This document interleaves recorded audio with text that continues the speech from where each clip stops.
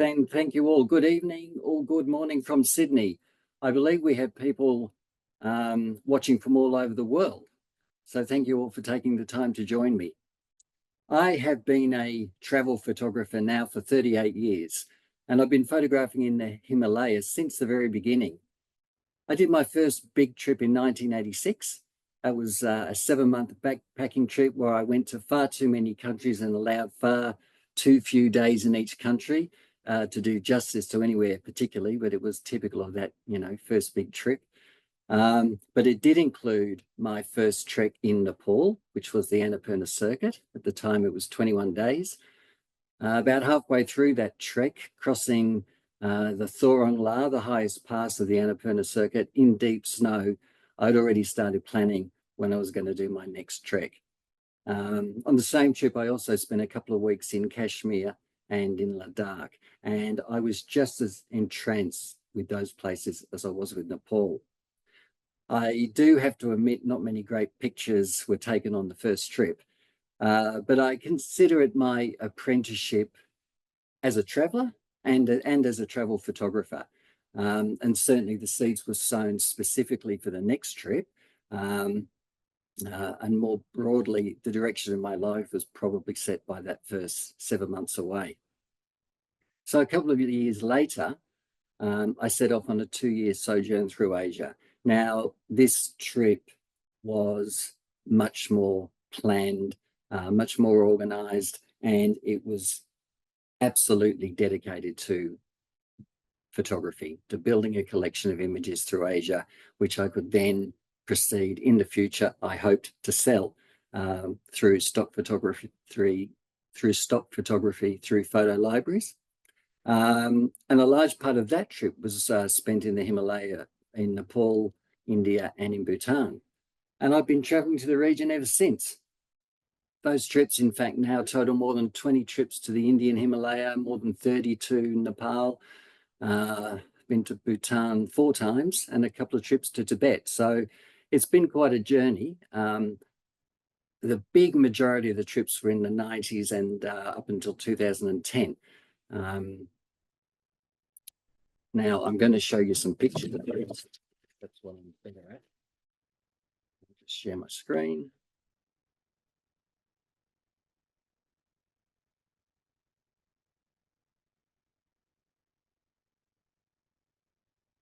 I'm often asked why I love the Himalaya, and the reason is it's obviously a big region, covers multiple countries, but you have got the most spectacular scenery in the world. But within that scenery, within the landscape, you have a living culture. You have people living as they have done for centuries. And I've always found this combination of the landscape with a living culture absolutely fascinating. And then overlay on top of that some of the urban places like Kathmandu and the other cities in the Kathmandu Valley, and you have an incredible, rich scenario for traveling, but of course, in my case, particularly for taking pictures. More specifically, this mix of subjects has just kept me going back. We have the biggest mountains in the world, as in Everest here. We have, and Lhotse, we have incredibly varied geography. Nepal itself is quite small, but the geography of the country is just incredible. Almost, well, from sea level up to the highest point on the Earth's surface. We have incredibly varied landscapes. So this is in Mustang on the Tibetan plateau, like Ladakh. Totally different to what you experience lower down, say in the Annapurna Range or outside in the Kathmandu Valley.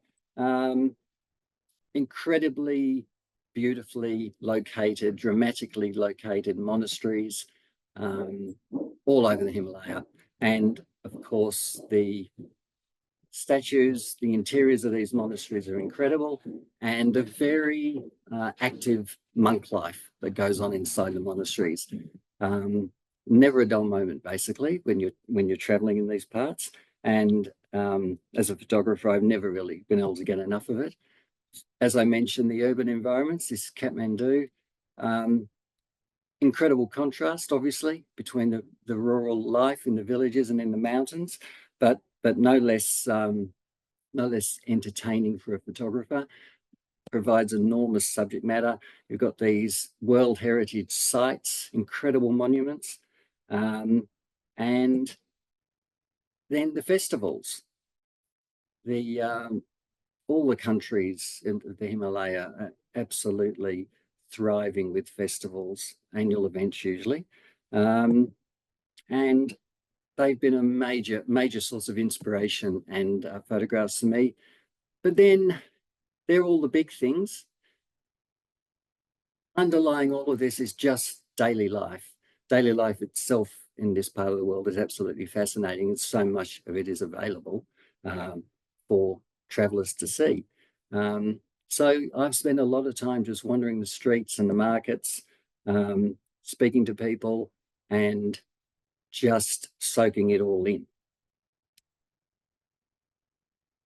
And this is the people. The people, really, there's obviously wilderness parts and sparser areas of the countryside when you're trekking, but really there are people everywhere, and the people, I think, I know these are generalizations, but incredibly friendly everywhere and very welcoming. They've always been open to being photographed and sharing their stories. It's been incredible. Now, what you're looking at here is pictures that were taken from 1986. I think there might be one in here. The bulk of them are from 89, 90, through to the present day, in fact. This is one of the old ones.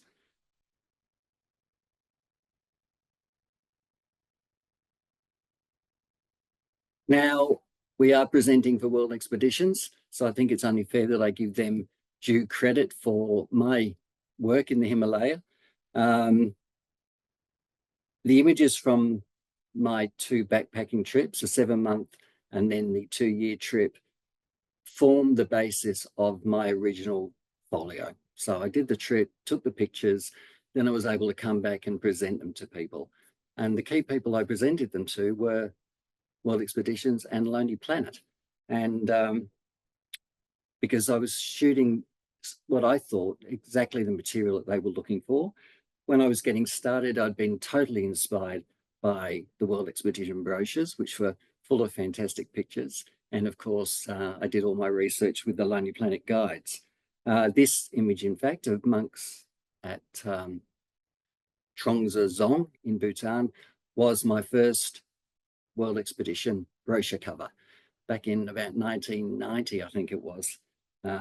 So having been inspired by the brochures, I was pretty happy to finally see a picture on the cover, one of my own pictures on one of the covers. And this is really the only behind the scenes picture that I'm going to show tonight. But I traveled a lot in the 90s for World Expeditions on assignment, trekking in all sorts of places in Nepal particularly, but also Tibet. And this is actually an image taken in 2007 of me on the roof with Nawang in the doorway, who is still the main man in Ladakh. And this was on the very first photography tour I did for World Expeditions through Ladakh. The bus may or may not have been broken down. I can't quite remember. It was probably just having the water checked. But it feels like, looking at that, it feels like the good old days, sitting on the roof. One of the really early adventures I had was ballooning in the Kathmandu Valley. Now, it only happened, I think it was only one season, possibly 2. It turns out that the company that was trying to get ballooning off the ground was run by a guy called Kif Saunders. I flew with him in the valley. I think this is 91 or 92. We had a sort of a cancelled flight on the first day because of the weather. The second day we took off, reasonably typical of ballooning. And so I was able to photograph the valley from the air really in the only season that this happened, it all became too difficult. You know, the Kathmandu airport, in the news again, unfortunately, is right in the middle of the valley. So having balloons in that airspace was always going to be difficult.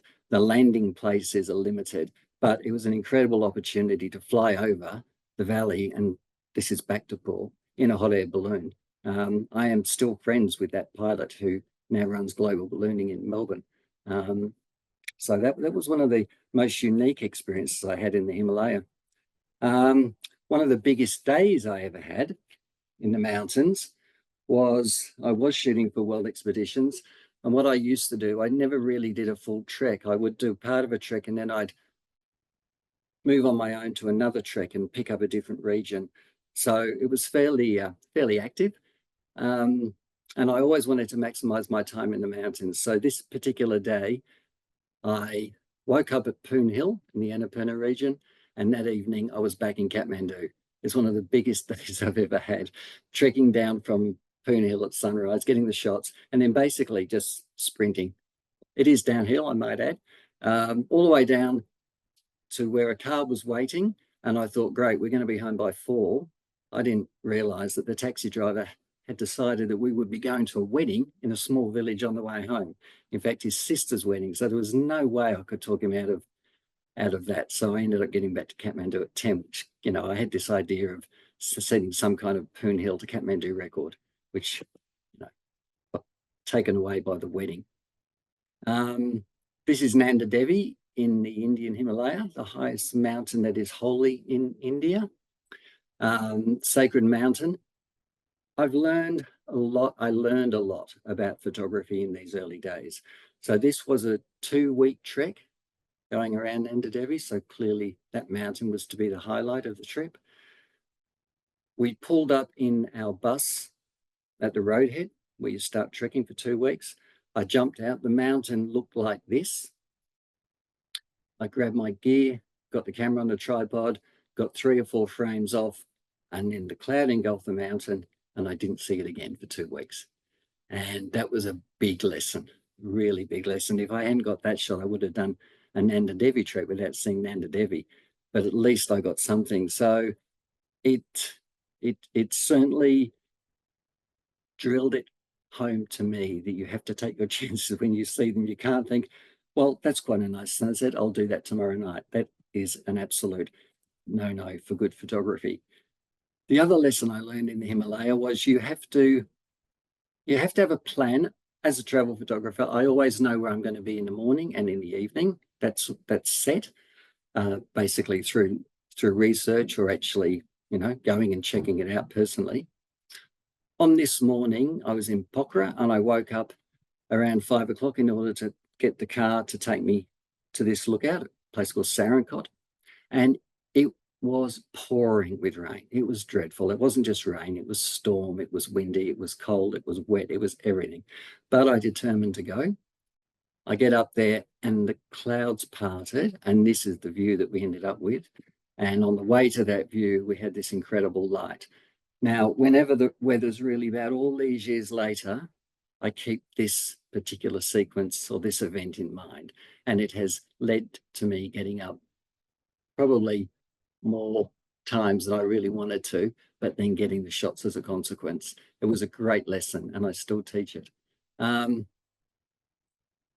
So all these trips in the 80s and then the 90s culminated in a book on Nepal, which was always an ambition. As soon as I got started in photography, I wanted to publish books.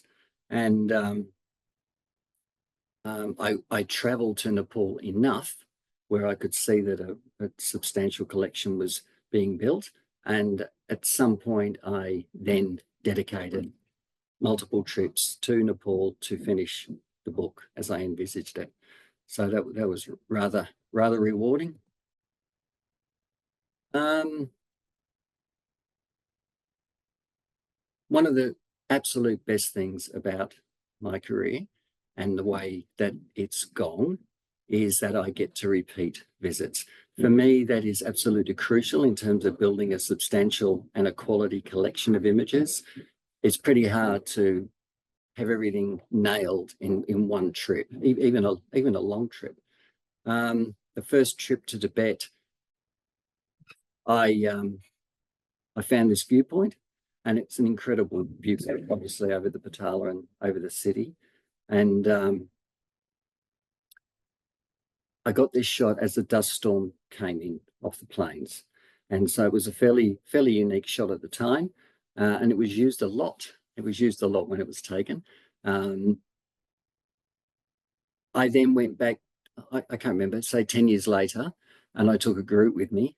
And thankfully, I went and researched it in the afternoon while the group were doing something else, because I intended to take them up there for this fantastic view, even though the city had changed a lot by now. And I got there and it was out of bounds. The military had taken over the best view in town, and so we were not able to go up. So I spent a frantic 2 or 3 hours running around other high points, mainly restaurants, to try and get a view of the Patala. So things change. This is sort of almost a historic shot now, particularly as the old town below the Patala has changed so dramatically.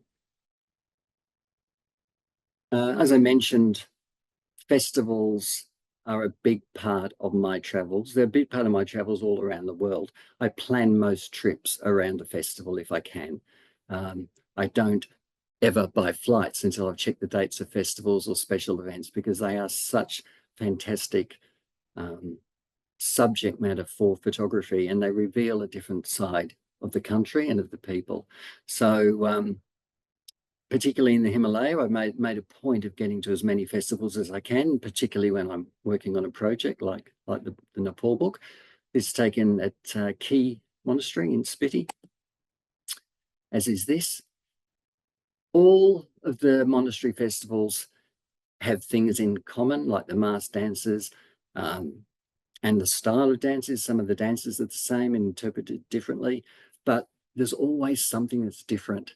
And so I learned very early on to get there early, if not the day before, certainly an hour or two before the so-called official start time, whatever that is, whenever it is, and then to stay around until I'm absolutely sure they've all gone home. Because in this case, the festival seemed to wind down. There was kind of a lull. People seemed to move away. Then all of a sudden, all of the dancers appeared, left the monastery, walked down the hill, stepping over pilgrims who were prostrating to be blessed by this act of the monks walking over them.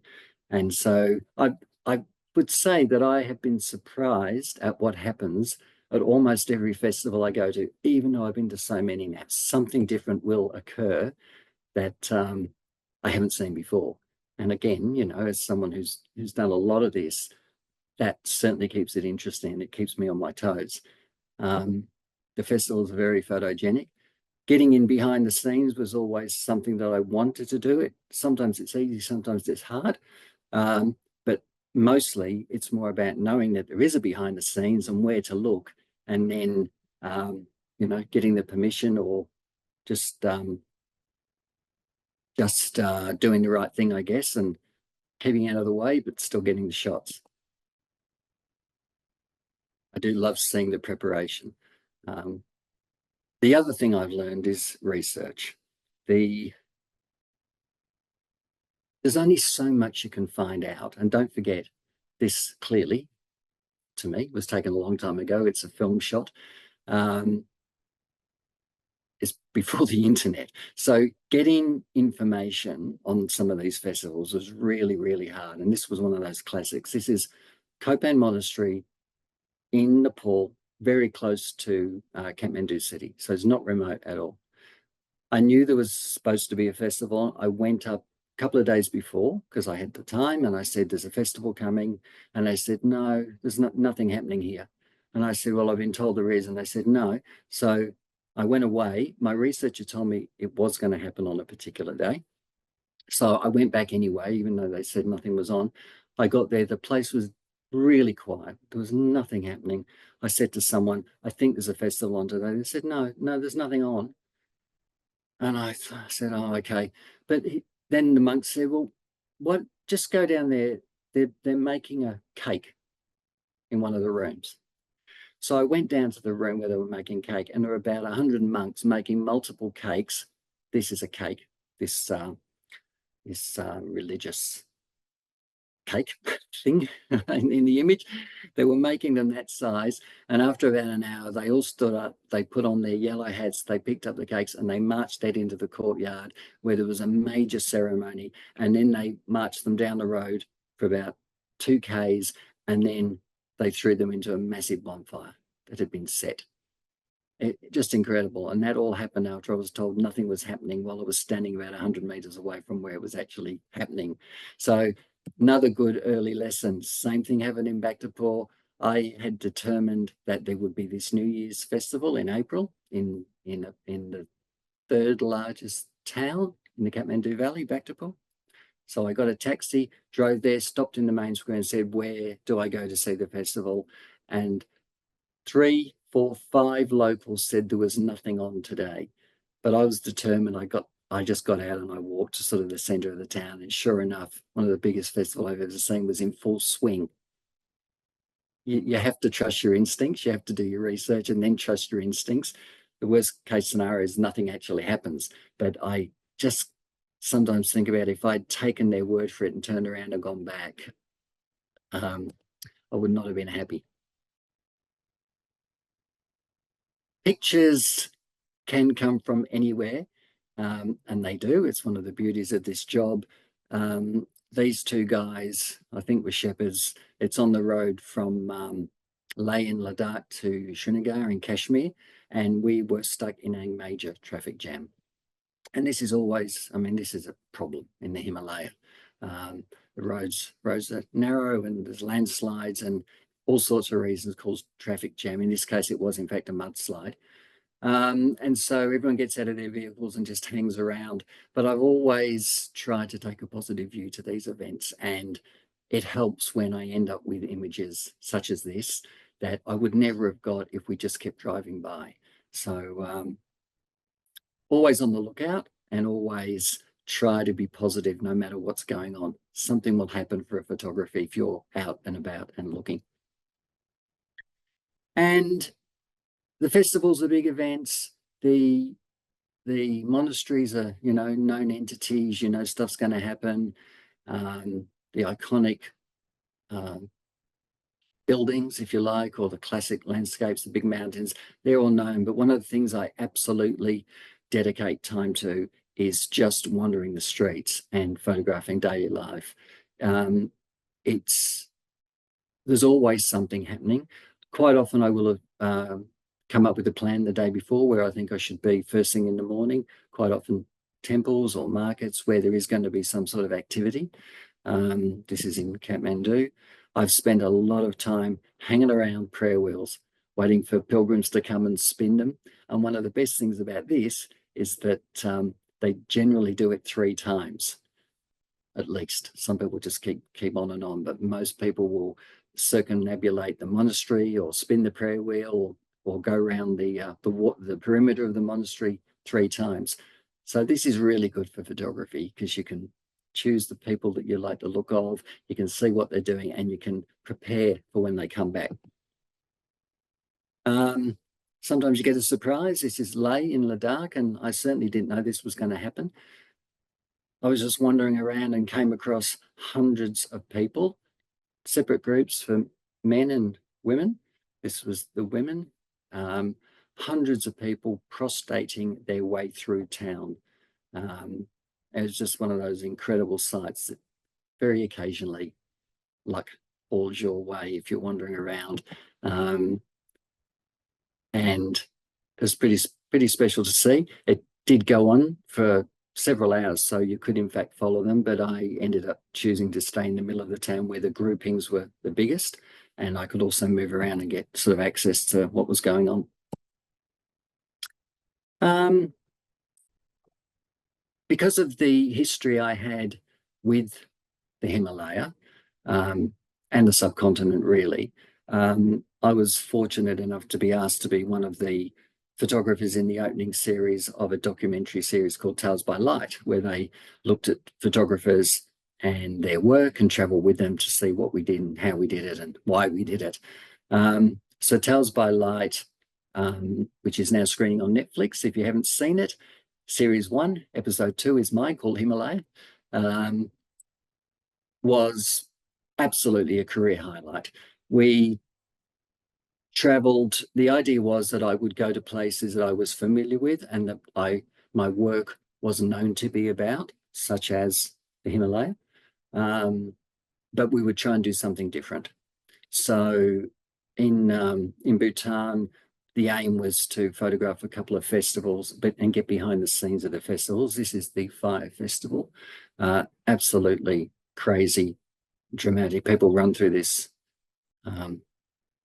this structure, this satellite, and they run through, and it blesses them, you know. But it's absolutely hectic. It takes place in the middle of the night. There's no start time. You just have to be there for when they light the match. Because it was a film being made by a filmmaker, we did something that is most unusual for me, and that is the filmmaker that is, hired some dancers so that we could photograph the cham dancing in private, as opposed to what we'd been doing previously, which was photographing them at the public festivals, which is what I would normally do, but it's much harder work for a filmmaker and their crew to sort of be in the right place all the time. So we went to this location, found the dancers, negotiated with them, and we were supposed to have 9 dancers turn up so that we could do this private session. 4 turned up. We said, where are the others? And it turned out, because it was a festival, the other 5 were completely drunk from the night before and just couldn't get out of bed to do their job on this particular day. But that was all right. We got the shots. The other absolute highlight was the director said, what is it you would like to do in Nepal that you haven't done? And I must admit, I'd already thought about this before I was even asked the question, because I'd always thought how good it would be to photograph the Himalaya from the air, which wasn't something that, apart from the balloon experience and shooting from the light planes as I went back and forth, was something that I thought that I could, do. Helicopters are expensive, never really fitted in. But anyway, I took the opportunity and said I would love to photograph from the air. So we had a chopper up in the Everest region. I can tell you this, flying at 21,000 feet with the doors off is cold, really cold. And but we did an hour up there, this is Gokyo Lake area. It's the largest glacier in the world. This is the Khumbu Glacier. And we flew around Ama Dablam with Everest in the background. It was a remarkable experience, and still remains a highlight to this day. So that Tales by Light series, as I said, was an absolute career highlight. You do not need to hire your own helicopter, though, to get some of these aerials. There are several commercial flights in the Himalaya that are just incredible. Srinagar to Leh to Delhi, Kathmandu to Thimphu in Bhutan, and Kathmandu to Lhasa in Tibet. They are all incredible commercial flights. My advice is, if you can afford it and you book in time, book business or premium economy now on some of the flights so that you're forward of the wings and you can get incredible pictures, because you're flying so low in altitude, if you like, to the subject. You're flying high, but the mountains are higher. And all of those flights have been very, very productive for me. And they're just commercial flights. It's also great fun. I've spent a lot of time in Ladakh. Ladakh has been the subject of my latest book effort, which is finished, but now needs to be published. Still working on that. But like the rest of the Himalaya, what I love about it is I can be on a viewpoint, a small hill here, looking at the urban environment, and then I can move still in town quite quickly, not on the same evening, I might add, but next evening I can be on another viewpoint that gives me this kind of view. And because I have returned, I've been able to get, I guess, for me, the perfect version of this shot, because You can probably tell it's all about the light, it's all about the timing. And every time I go to Leh, I go up there and I've taken groups up there and we wait, and you just don't always get these incredibly special evenings where it all comes together. But again, that's one of the advantages of being able to go back multiple times. I always had in mind that this kind of rolling mountain range is such a typical classic shot of Ladakh. But again, these things, they don't just come easy. This is taken on a trek. And I started watching this view as we left the camp down below and then walked up the hill for a couple of hours. And I essentially walked backwards so that I could see what was happening behind me, and got to a certain altitude when the light, the clouds and everything came together. And I got a shot that I've been sort of aiming to take for probably 10 years. This is Tiksay Monastery in Ladakh, probably the most spectacular monastery there. There are others, of course. This has always been interesting because it's one of the iconic buildings of the region. So to get a great shot of it has been top of agenda. I had shots for sure. But again, it's all about everything coming together. On this particular visit, though, I went to the area where I wanted to shoot, and the monastery was absolutely pristine. I'd never seen it looking like this before. And it turned out the Dalai Lama was coming to town, so they painted the entire monastery and all the buildings surrounding it. So I was there sort of within days of last lick of paint being applied. And so we have the most pristine image of Tiksay Gompa that I've taken, and I've seen it since. And of course, it wears quite quickly in the climate of the Himalaya. So that was pretty good. With all of these shots that are of well-known places, I love to get what I call the sort of the classic version, the iconic angle, if you like, and then I try and work on something different, something that's I haven't seen before, something that's more personal, if you like. And in this case, I've been able to shoot Tiksay from a different angle. Again, you can do this on any day, but you're not going to get this combination of light and cloud on any day. So sometimes you just have to go back. You can compose it any day, but you're not going to get all those elements together. That's the trick. And this is another one of those. I always thought this was a classic Ladakh shot. This theoretically happens at sunrise most mornings. But what I've learned over the years is, yes, the monks will often go to the roof and sound the call to prayer, but they don't always use the long horns. It did become a very popular tourist destination at 6 o'clock, so it became a bit of a circus. And I took groups there a couple of times, and I warned people this was what was going to happen, and we try to make sure other groups didn't go and stand in the background and that kind of thing, which is always hard. I had this to myself because I was there in winter, and I was there a few years ago, and they did play the long horns. But you can never be sure. I took a group here one day and turned up at sunrise. We were, in fact, the only group there, only a few of us, and no monks appeared. And then there were no monks anywhere. And it was like, where are the monks? And it turned out they'd all left about 4 o'clock to go to a funeral in another village. So we did it again the next day. One of the things that has developed over the years that I've enjoyed most is that I'm now associated with the Australian Himalayan Foundation as an ambassador. And I love the fact that my images can now be used not just for tourism, which shows the beautiful side, but also for promoting this foundation and for the incredible work it does in education and health in the Himalaya.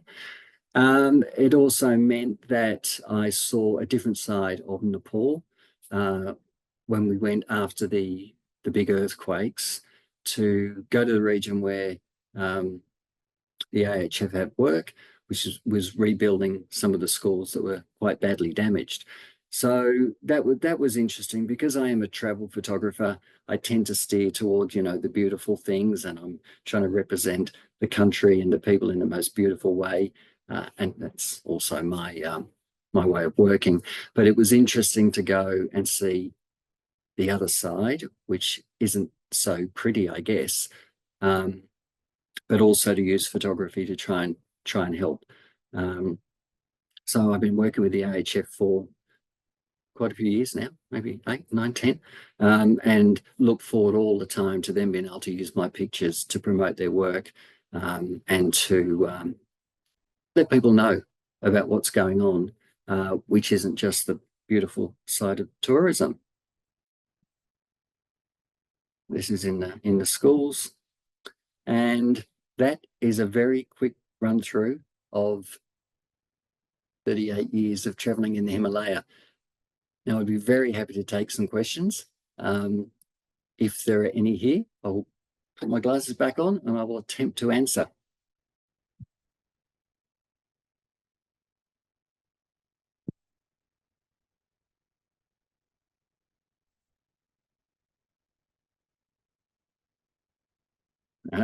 First question from Chris.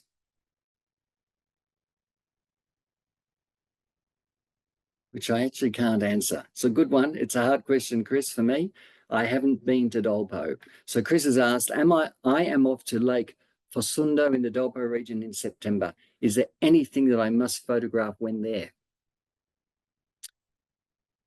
I'm sure there is, Chris. I'm sure there is. The lake itself looks absolutely beautiful. There is a famous monastery, I think, in the area, so that would be a must. I would certainly be trying to find out if there are any events when the monastery festival or the village festival is. It might be too late to change your timing, but if it's a day or two either way, you could walk faster or leave later to try and catch something like that. So, yeah, apart from that, no matter where I go, whether there's a special event or not, my aim is to photograph everything to get as broad a coverage as possible of the place. Okay, so whether that's the whole country or just a village or a region like Dolpo, I would be looking to photograph all the possible subjects to build a complete picture of the place. Holly says, have I ever worried about my safety while taking pictures? That is, being in a dangerous situation? Yes. I tend not to worry. I have, it turns out, been in dangerous situations, and quite a few of them have been in the Himalaya. I've always said the most dangerous thing I do in my work is take public transport or travel on the roads, in fact, travel on the roads. And the Himalaya is precarious, The roads are narrow, the buses go too fast, the corners are tight, rocks fall on them, there's landslides, and I've got multiple stories of problems with journeys. Thankfully, they end up being to do with time. So there was one trip in going from Manali to Delhi. It was a night bus, which, I did a lot of night buses when I was young and backpacking, but I just wouldn't recommend them to my own children, that's for sure. But we left Manali at about 8 o'clock at night. Night bus, it was meant to be 15 hours to Delhi. I got there 42 hours later. We're going down the road alongside the river. A landslide came down in front of the bus, stopped the bus. I don't know how the bus driver did it, but he basically did a 90-point turn to turn the bus around. As we started off in the other direction, a landslide came in behind us. So we were stuck between landslides, which is why 15 hours quickly became 42. And I got various other versions of that in different parts of the Himalaya. So thankfully, I've never really felt unsafe, certainly not from, and I trekked through Nepal when there was trouble in the mountains, when the Maoists were around and terrorizing villages or whatever. And I did keep trekking through those times, never encountered any problem, but one or two people did, I know. Thank you for that. Lee is asking, do you need to get special permission to photograph inside the monasteries? Last time I was in Nepal, we were not allowed to photograph inside. So that's a very general question. Just quickly thinking, I can't think when I was ever told I couldn't photograph in a monastery in Nepal. In Ladakh, it's a mix. It's some of the monasteries have said you can't photograph inside. Some let you. So if you can't, they're normally pretty clear about that. Bhutan is more of a no, generally speaking. It's possible there are monasteries in Bhutan that are sort of privately owned, and you can photograph in those, of course, with permission. I can't think that I've ever had any problem in Nepal. So it depends how important it is. If I know that you're not allowed and it's absolutely critical that I at least try and get images, I would seek permission. But I have to say, I can't think that that's ever happened. I just roll with it. If I can't photograph, I can't. I go and do something else. From Daniel, do you have any general recommendations for lightweight camera equipment for taking trekking in the Himalaya? Assuming photography is not the primary purpose of the trek. So that is an important clarification. Well, what can I say? Being a Canon ambassador, buy Canon. The new mirrorless cameras would do the trick. I can't name a particular camera. A lot of the people that travel with me use Canon R5s and R6s, and they're generally very happy with them. They're reasonably lightweight as long as you don't buy the big best lenses, the heaviest lenses that you can for those cameras. So no, that's as specific as I can be, Daniel. I'm sorry. Louise is asking, what are some of the big changes you've seen since the 2015 earthquake and or the Chinese occupation of Tibet? Right.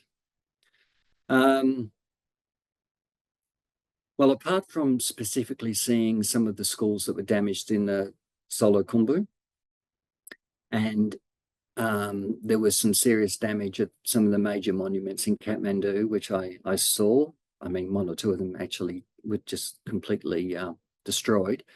Some now, 10 years later, have been repaired very well. That's Nepal. The Chinese occupation of Tibet, what I've seen is the old town around the Patala and the famous pilgrimage circuit that leads to the Bakor, the most religious, the most significant Buddhist temple in town, has been reduced dramatically. The old town has just been knocked down, rebuilt so the whole feel of the place changed dramatically between my first trip and my second trip. It's still the core, the actual core, you can still get a sense of the old Tibet, but I'm afraid it has diminished significantly. Jenny is thanking me for my explanation of why I love the Himalaya. Thank you, Jenny. All right, Paul worries about the hand baggage allowance on these little internal flights. It's very difficult to keep the camera gear under 8Ks, for example. How do I get around this? Well, my camera bag at the moment, particularly if I take the biggest lens, which is what I take when I've got wildlife on the agenda, is about 15 Ks now. It's as heavy as my main bag. I get around it by walking around like it doesn't weigh 15 Ks. And I have a plan B, which is to have a jacket with pockets, just a normal jacket, where I will stick a couple of heavy things if I can. But I have to say, mostly, I haven't had too much trouble. Now, I seem for some reason to be in the minority. It may be that the bag doesn't look big because I have a Peak Design backpack and I chuck everything in it. There's no dividers, there's no padding. so the bag actually doesn't look any bigger than most people's backpacks that they take on the plane. I just have to hope that the people don't pick it up. That's how I get around it. Thanks, Paul. Peter's asking the best time to go to the Himalaya for landscape photography. Well, it depends where you go, Peter. I think for Nepal, for the classic treks like the Annapurna Circuit and the Everest region, I personally like November. And that is because even into mid-October, particularly with the Annapurnas, you're starting quite low. I think Pokhara is 400 meters or something. It's low. You end up obviously going high where it's much colder, but those first few days I've done in the Annapurna region, I found too hot, absolutely too hot. So I ended up with November as my preference. Typically, October, November will also give you the absolute best. It's not a guarantee. It'll give you the best chance of clear mountain views, particularly sunrise at sunset, October, November. So yeah, if I was going to go again, if I was going to take people, I would go in November. And that's typically when I've done most of my trekking. I have trekked in the other seasons in order to see them in the other seasons. People go in April to see the rhododendron forest in full bloom. So it depends what your preference is. But if it's landscapes, yeah, I go October and into November. Joanne is saying she's now added Ladakh to her bucket list. When is the best time of year to travel there? Well, that's excellent because in a way I didn't finish the previous question. The best time to travel there typically for weather would be in the middle of the year. So say June, July, and that's when a lot of the festivals are on as well. That's typically the worst time to go to northern India, but you are going, when you go to Ladakh, up to the Tibetan Plateau, which is in the rain shadow of the Great Himalaya. And so it is a fantastic time to go. It's also the time, generally, although we're going a bit later next year, to Mustang. Those places that are up on the plateau are better in the middle of the year, June, July, August, which is not the best time to go to the main Himalayas. So you wouldn't want to do the Annapurna Circuit or the Everest region really in June, July, August, because it can be monsoonal and too many clouds for the views. So that is absolutely worth checking. Then the other time, of course, to go is in winter because you get a completely different experience. You get way less tourists, but it can be cold. Ladakh in winter is sort of -20, -30 degrees territory. So yeah, take the right clothes. Chris is asking me if Pockra's changed much since the international airport has opened. I do not know, Chris. I'm sorry. I haven't been there. I haven't been to Pokhara for years. I'm going next year for the first time, so that one will have to wait. Sorry, first time in years. How many Paul's asking, how many batteries do you have to carry to ensure you never run out? Have I ever missed any shots in remote places because I couldn't find a power socket? No, Paul, I never have, and I never will. How many batteries do you have to take? It's always been a bit of an issue, but there's always been a workaround. That, you know, for years you've been able to buy little solar things that charge batteries. Obviously, these days there are much more sophisticated power banks that people take. Maybe I just haven't traveled long enough in remote parts, but that would be part of my thinking. And the only other thing is to just be aware of the power usage of your camera. So the mirrorless cameras use way more power than the non-mirrorless cameras. So because I don't use mirrorless, I've never had an issue. But I know that quite often people I travel with are changing batteries way more regularly now with the mirrorless cameras because they're just big drain. They drain power. So be aware of that. Okay, someone is asking what camera and lenses do I use? I'll answer this quickly. I think I might have already noted I'm a Canon ambassador, so I shoot Canon. I have two Canon 1DX Mark IIIs. They are the biggest, heaviest camera. Most people wouldn't consider them a travel camera, but they are for me because they are easily the most robust, most reliable cameras to deal with and not fail in the harsh environments that I travel to. And then I just have four lenses, 16 to 35, 24 to 70, a 70 to 200. They go on every trip. And then I have a 200 to 400 with a built-in 1.4 converter if wildlife is a significant part of the trip. So always travel with the three, sometimes four. Someone's asking, do I ever take photos with my iPhone? Well, I do. They are usually sort of more, they're not the serious pictures. If I was caught out without my camera, which, you know, I wouldn't be, but if I was for some reason, I would shoot with my camera, my phone camera on RAW. It gives me a 25 megabyte file. It's pretty amazing. So in a way, it's an interesting backup these days if all else fails. But no, I still wouldn't do serious photography on my iPhone. Some might.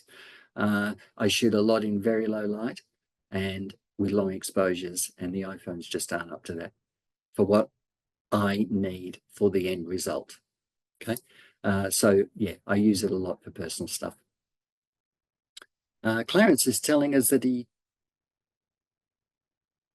trekked Annapurna 8 years ago and it was brilliant. What would I suggest is a good trek location for photography as my next trip?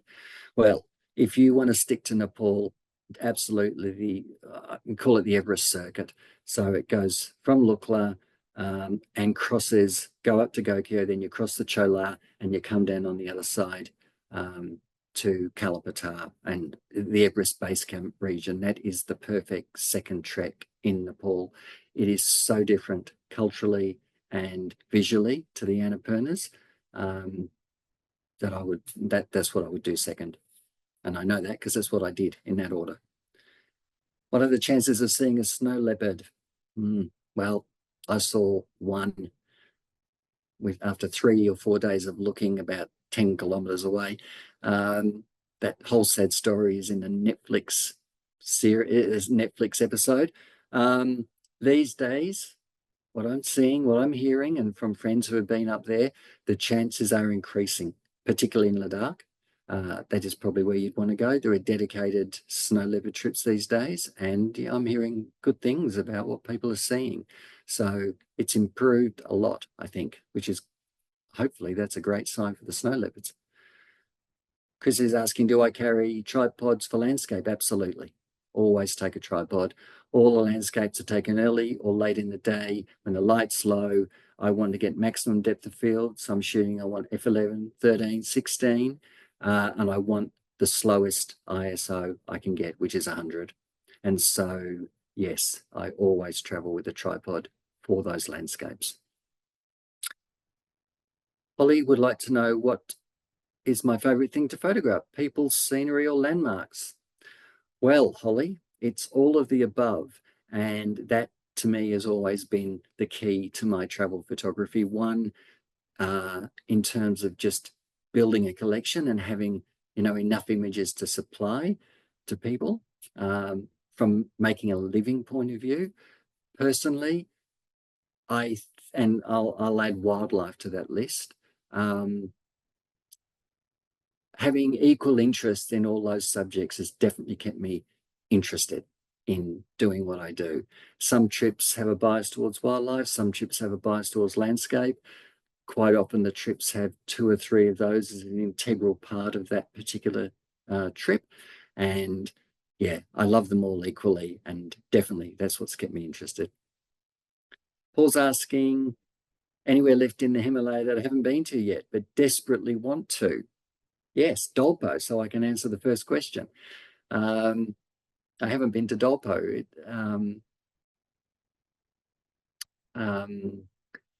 Yes, so, and the very first time I went to Sikkim, I didn't get the conditions that I would have liked, so I'd probably like to go back to Sikkim. But apart from that, I think there isn't anywhere that I'm absolutely desperate to go to that I haven't been.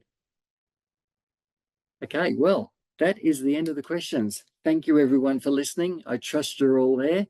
It's been a pleasure talking to you, and I hope that gave you some insight into what I've done in the Himalaya and what I do. And if you've been there yourself, hopefully brought back a few memories. And if you haven't been, I hope it inspires you to go, because it's an amazing part of the world. Thank you very much.